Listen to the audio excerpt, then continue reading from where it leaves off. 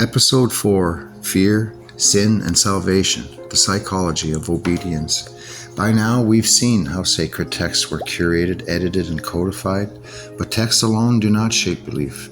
Ritual, repetition, and moral frameworks do. In this episode, we explore how fear and reward have been deliberately woven into religious systems and how they function to guide behavior, maintain authority, and unify or divide communities. Consider the laws in the Torah and the Ten Commandments. Obey and you thrive. Disobey and punishment is swift, divine, and eternal. The concept of sin creates a personal ledger of guilt and accountability. In ancient societies, the fear of divine retribution reinforced obedience to laws that were already political in nature. The promise of reward, prosperity, protection, or eternal life incentivized conformity. These weren't abstract ideas. They were psychological tools repeated daily through teaching, ritual, and ceremony. Christianity amplified these mechanisms. Original Gospels often contained egalitarian messages, but as canonization occurred, clergy emphasized the consequences of sin, the terror of hell, and the exclusivity of salvation. Confession, penance, and ritualized obedience became daily reinforcement of moral authority. Fear of damnation, combined with hope of redemption, ensured alignment not only with spiritual teaching, but with hierarchical church structures. The tools were subtle, pervasive, and effective. Islam, too, balances fear and reward. The Quran outlines divine justice, paradise for the faithful, punishment for the unjust, while also emphasizing mercy and community responsibility. Obedience becomes a civic and spiritual act, simultaneously reinforcing both faith and social order.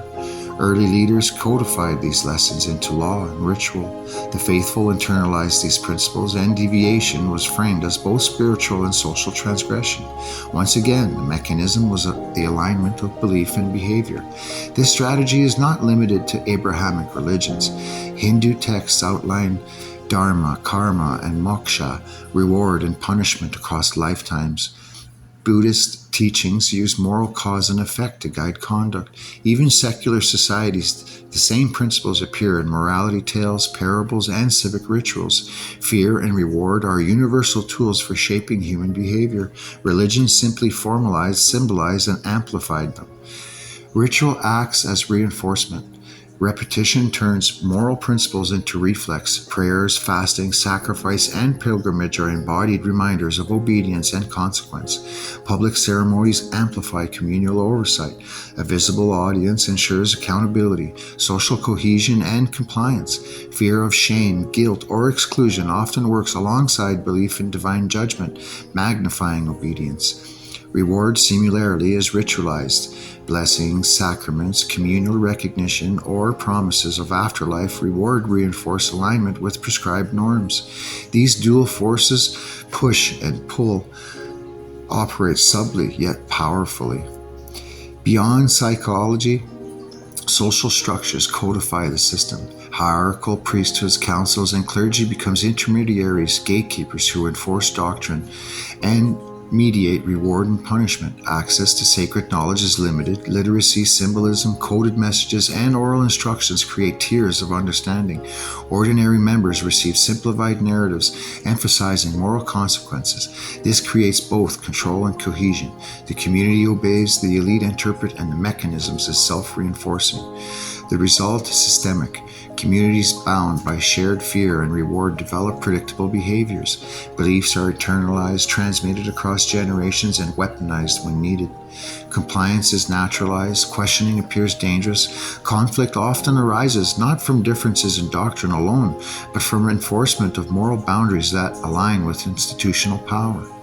Awareness changes the dynamic. Recognizing the mechanisms of fear and reward does not require rejection of faith, nor does it demand cynicism. It allows critical engagement. We can see where obedience is ethical and voluntary, and where it is leveraged to maintain authority or suppress dissent. We can examine rituals, laws, and teachings with curiosity rather than coercion. By understanding the system, we reclaim agency in how we relate to belief. As we move into the next episode, we will explore ritual symbolism and hidden codes in greater detail, the ways religion communicates with the mind and body beyond words, reinforcing patterns of obedience and belief. But for now, remember, fear and reward are not divine accidents. They are carefully embedded tools designed to shape thought, behavior, and loyalty. Seeing them is the first step towards understanding the architecture of belief.